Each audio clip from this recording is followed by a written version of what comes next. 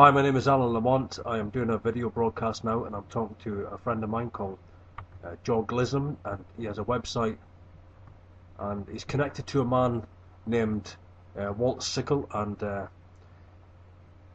Göhring brings out the revelation of the true history of Germany, and the website is called Mystery Babylon News Radio, GrandDesignExposed.com, Jesuit Connection Reformation. And you will see on this picture I put on the video here, you have Mystery Babylon News Radio, but then you have the Jesuits derooting the Reformation, Part 1 to Part 3. Then you have the American Revolution, and you also have different radio broadcasts, as in Jesuit connection to John Adams, and Jesuit connection to Benjamin Franklin, and the Jesuits' diabolical foundation of the New World Order. And what George goes into is the real history of Germany, as in the three empires of the Reich. And there's a quotation here from Abraham Lincoln which says, "History is not history unless it is the truth." And the truth is that history has been rewritten. When you look into Germany, Germany was really used by the Vatican. It was used by the Jesuit Black Papacy to completely destroy Germany as the birthplace of the Reformation. And so I'm going to introduce you to Georg, and after watching the video, go on the website links on the description section of the video and go and listen to these radio broadcasts. You'll be amazed by the depth of revelation and the information that's brought out. Honestly, this is secret history, this is suppressed history. And welcome, Georg. Thank you for joining me on this video. Yeah, you're welcome, Alan. Thank you very much for having me on, and let me speak to your viewers and listeners again on YouTube and anywhere where they are listening right now. You know, when we started this Jesuitical derooting the Reformation stuff, where we didn't know where we best started, so Walt told me, well, when there was the Third Reich, there also had to be a First Reich. And I said, yeah, but most people do not know anything about the First Reich. They don't even know how Germany came into existence. And that actually Germany is a state that is just 140 some years old. There is no longer Germany than that. You know, the first German nation state was founded in 1871 after the founding of the North German Confederation, which was a follow-up on the German Confederation. And these were confederations that were built up after the Napoleonic Wars that lasted until 1806. Mm-hmm. To make a long story short, the German history began long before the birth of the state Germany. The Roman commander Julius Caesar made public the term Germanic in his book on the Gallic War about 50 years before Christ. For him it was a nation of wild barbarians. There actually was no speaking of any people. It was quite different tribes that fought brutally and spoke different dialects. Well, I'm from Hamburg, that is in the north of Germany, so I'm a Hamburger, not the one that you like to put your teeth in. And, you know, in the south of Germany we have Bavarians, and they are the ones that have the great Oktoberfest that you probably know. So that's about the two things that Germany is quite famous for, hamburgers and Oktoberfest. But then you have to know, I as a Hamburger disliked the Bavarians all my life. I mean, that was something probably given into me with my baby feeding already. I don't know. I don't like these guys, and the more I study Germany, the more I know why I don't like them, because Bavaria has always been Catholic, always been Catholic, and a high. And the birthplace of the high place of the Jesuits. When you think of the Illuminati, example, yeah, it was when you think of, for example, the former, which is not now anymore a Jesuit university, but the former leading Jesuit university in Ingolstadt in Bavaria, yes, where our friend Adam Weishaupt founded the Illuminati. So, but to come back a little bit to this thing that Julius Caesar said, different tribes that fought brutally and spoke different dialects. So that was, Germany was not a nation state, but there was the kingdom of Bavaria, there was the kingdom of Prussia, there was the kingdom of the Hanovers, there was the kingdom of the Württembergers, there was a lot of principalities and a lot of duchesses, and that made Germany, but there was no German nation state that was founded just in 1871. So I'm not going here into all the history, because then you can better listen to the broadcast that we already did. I rather want to continue on something that I'd rather like to continue on something else. I don't know where it's now, because I have all these papers here, you know. Well, I'll tell you what I will say. I would like to say three things about the Third Reich. The first thing I would like to say about the Third Reich is that really Adolf Hitler was someone that was put out front. He was really a puppet. He was a tool of the Jesuits. And the first thing I would like to say is that when it comes to Nazism, Nazism was nothing more than Jesuitism. And when you look behind the scenes, you see that Hitler was brought to power as Chancellor really through a High Vatican Knight of Malta, von Papen, and he signed the Concordat with Cardinal Pacelli, later to become Pope Pius. And at that moment, Hitler really hadn't, achieved power. He was overseeing what's called the brown shirts, and they were really the Nazis that were backed by the Vatican, and they would beat all of their opponents into submission. But then also, when you look into Hitler, you see that a Jesuit priest who was named Father Stiampfel, that's Staempfle, Father Stiampfel, he wrote the book for Hitler, which is titled Mein Kampf, translated in English, My Struggle. And this book was the real master plan of the Jesuits for Hitler's takeover of Germany. And then also, you have another book, which is an excellent book. Honestly, people, you have to read this. It's called The Secret History of the Jesuits. And he really goes into the real power over Germany, which was the Jesuit order. That was written by Edmund Paris. And also, if you look at the power structure in Germany, you understand that really Adolf Hitler was under the power of the Black Pope. That's what the truth is. But also, he was connected, as I've said, with von Papen. He was one of Hitler's diplomats, and he boasted to the world. Listen to this quotation. He was the High Vatican Knight of Malta that signed a Concordat with Cardinal Pacelli.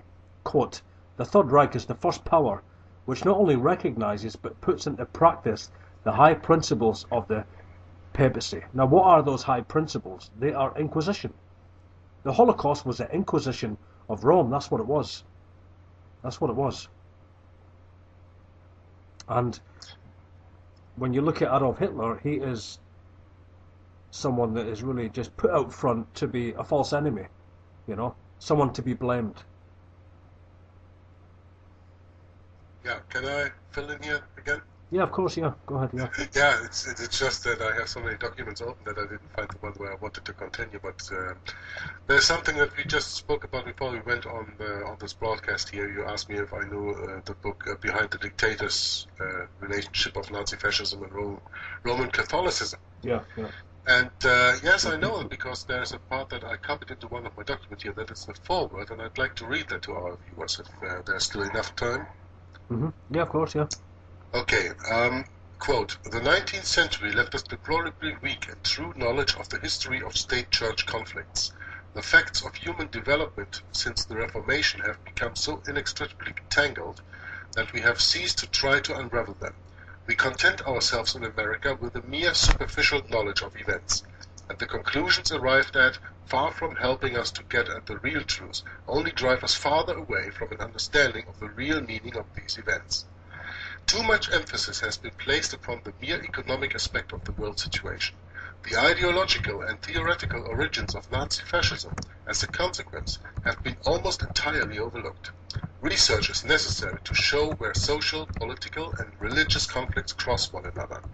There is abundance of incontestable proof that the forces of religion, as represented by the Catholic Church, have succeeded in dominating the political and social field, and that there exists a close bond between them and the origins, methods and objectives of the whole Nazi-fascist movement in Europe. Yeah. Furthermore, this domination has already spread to America. History proves that in every attempt made during the past half-century against the liberal progress of mankind, the Jesuit, as leader of the Catholic action, has played a decisive role.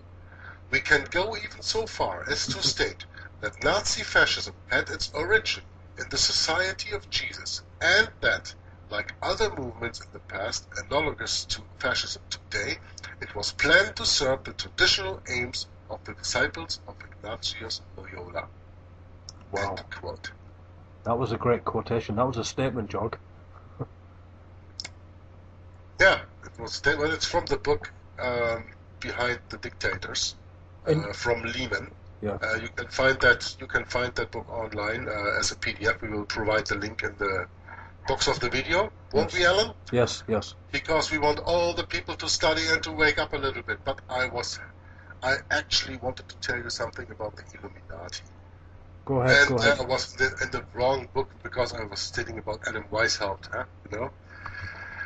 You know, Adam Weishaupt wrote the Illuminati into working, and they were founded on May 1st, 1776. Listen to it, May 1st, 1776. He was a professor of canon law at the Jesuit Ingolstadt University in Bavaria, Germany. Can you tell me, one of our viewers, or whatever, tell me why the 1st of May, then it's Labor Day almost around the world today? I guess the labor was done that day. The labor to put the Illuminati into working. Okay, there were predecessors of the Illuminati, Los Alumbrados, where also Ignatius of Loyola came from, but exactly the Jesuits gave the order to Adam Weishaupt to write it in. You know, when we have this May 1st celebration, this day all around the world, it's like they want us to have another day like the sun worship on the Catholic Sabbath, you know, on Sunday, to worship the sun.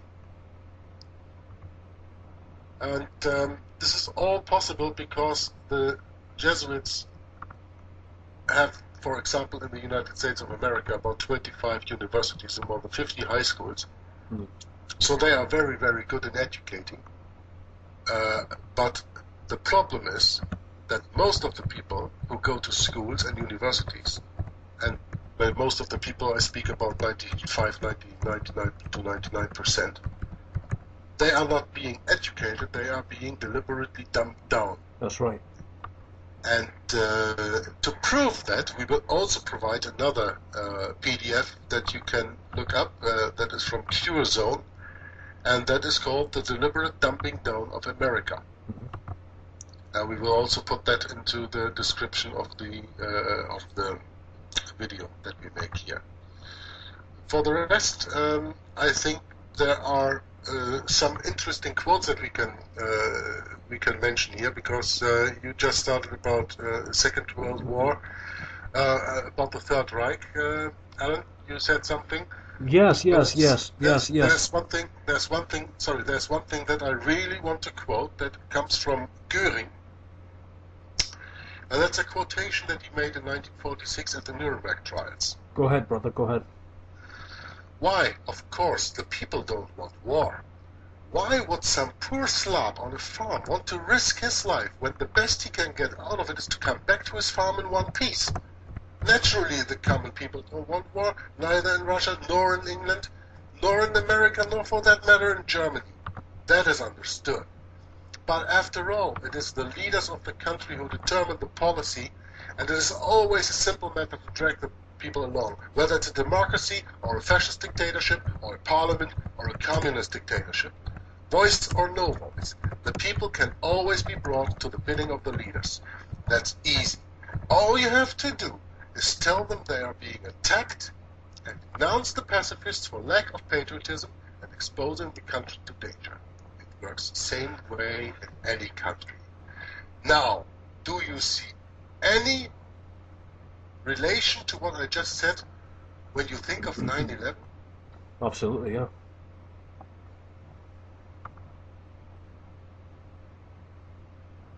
Me too. They're all Vatican Inquisitions, that's what they are. Inquisitions of Rome. That's what they are. Yeah. And they always give you a right wing and a left wing, and you think that you have the choice, but you have to remember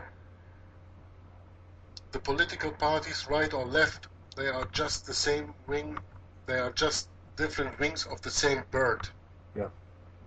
But the wings don't determine the direction of the bird, the head determines the direction.